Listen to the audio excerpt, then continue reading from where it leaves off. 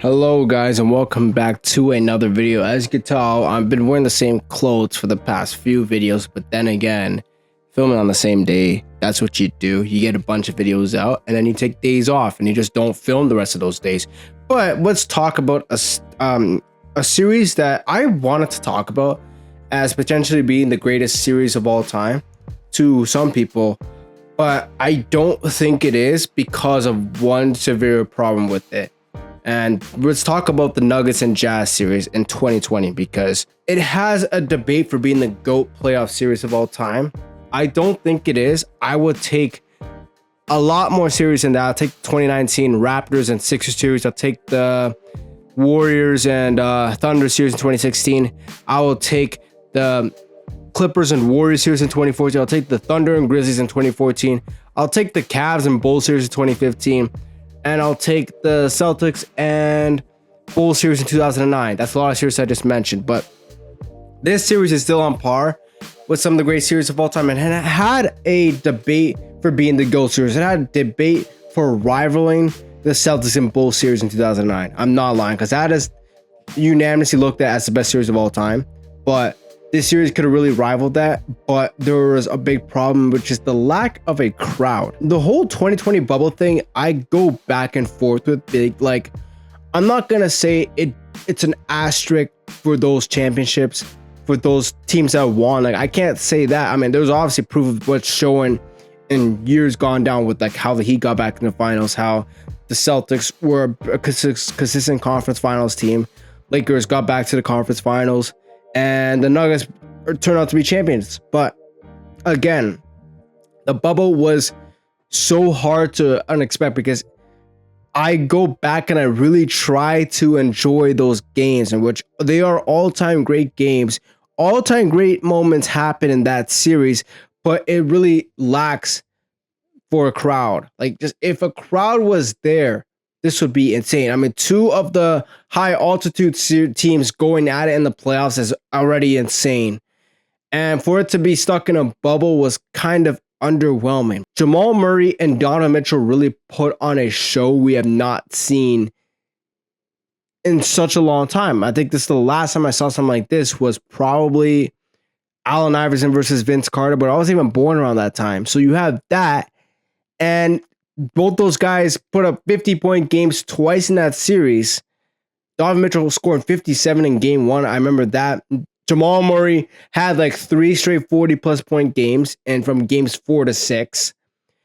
Game 7 was one of the better game 7s in recent memory, and it was so competitive. Like, it really felt like two different teams for the Nuggets, that series. It really felt like that because I feel like games 1 to 4, it felt like Rudy Gobert was kind of outplaying Nikola Jokic. And that's really crazy to say, especially nowadays. That's really insane to say. But it did feel like that. Like, the Jazz had their number. Gobert was locking up Jokic. But then the Nuggets like just found out that they are the better team, the better duo. And they just took over from games 5 to 7. And Jamal Murray, man. Jamal Murray, that's when really playoff Jamal Murray really broke out. I mean, he was already showcasing that in the 2019 playoffs where, I mean, against the Spurs series and the Blazers series, he was really playing better than what his expectation is to be normally in a normal occasion. But this series really showcased that, and it was really insane to watch. And that was when I actually kind of liked Jamal Murray. Now it's like I don't really, I go back and forth because he's still a fellow Canadian. He went to my high school.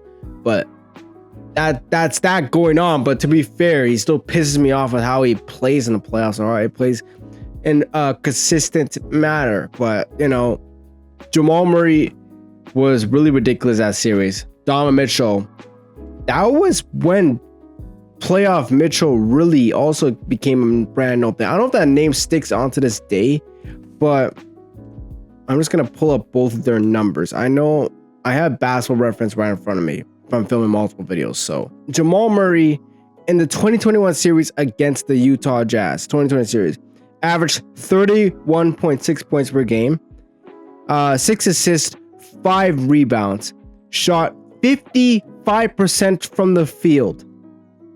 53% from 2-point range, well above his normal standards in the playoffs. You have that for him, that going on. 53% from 3. That's what I'm going to say. I got those mixed up. 53% from 3. It doesn't show how many attempts per game, which kind of sucks. But you have that for him, that going on. Motherfucker, dude. I know it's the bubble, so it was just pure hoops.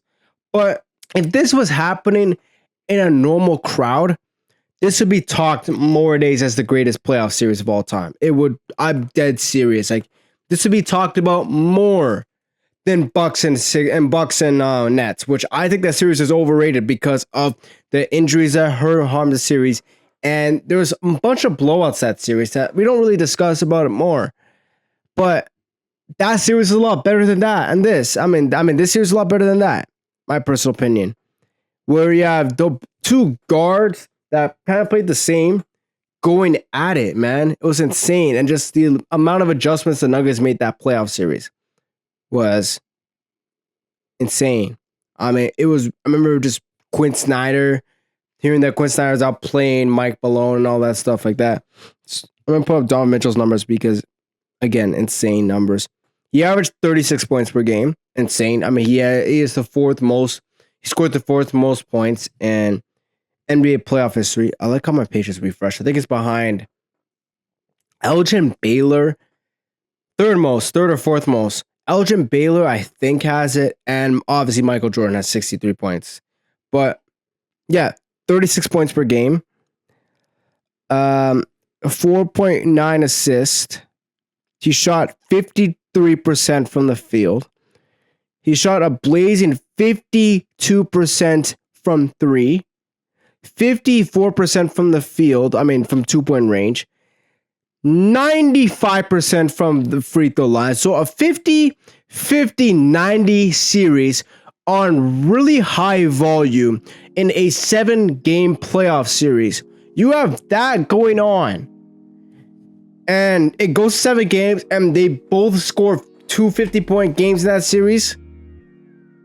And it was a 3-1 comeback. All the criterias for a very close game in Game 6, I think, a very close game in Game 2, both them scoring 50 points in each other, the first ever in NBA history in Game 4, a very comeback back from behind victory in Game 5 by the Nuggets, a very close Game 6 where Jamal scored 50 to force a Game 7, and Game 7 being also very close, which is a defensive grinded series. To top it off, like, Mike Conley also went off that series. Like, Gary Harris came back. Jokic really started popping off later on. You have that going on. But I can't say it's the best playoff series of all time. It's really lacking the crowd. Because, man, if the crowd was there, oh my goodness. Like, there were so many iconic plays really throughout that entire series, man. And it's really going to be hard with the lack of a crowd. That's why I can't say it's the greatest playoff series of all time. It's definitely the best playoff series of that playoffs. Like, it's not close, but it really does lack for a crowd, man. But the 3-1 comeback, man, the 450-point games, that playoff series, just, man, dude, it's insane. It's really insane. A guy that averaged 50, 50, 90, didn't even, like, win the series, blew a 3-1 lead, let alone that. A complete adjustment by the Nuggets from games 5 to 7. What's more you can ask for, man? What's more you can ask for? This is honestly an insane series, but I can't say it's the best of all time. I think I'm going to title this the best playoff series of all time, but it's really not. I guess I might title something like that. I don't know how I'm going to title it, but, like, I want to say this is the best playoff series of all time. I mean, by these numbers, it's telling me that, but it's not. Unfortunately, it's not. And it sucks, man. But it is what it is, man.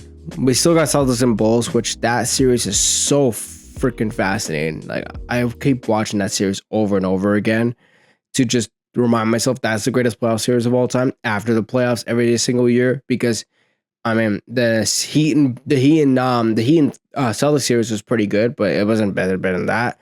Kings and Warriors was pretty good in 2023. It just wasn't better than that. Nuggets and Wolves was a bunch of blowouts, not even close to being better than that. Pacers and Knicks was pretty good, but the injuries happened. And the closest thing we got to it was, so far in recent memory, outside of Celtics and Bulls, was again that series, and I guess Raptors and Sixers, because and even though that series had a bunch of blowouts, but I mean Game 7 was fucking insane. Same we can say Game 7 for the Nets and Bucks, but it was really lacking Harden and Kyrie. But yeah. Anyways, that's it for this video. I just wanted to discuss the best playoff series that actually is not, but could have been. But yeah, that's that. Take care, y'all.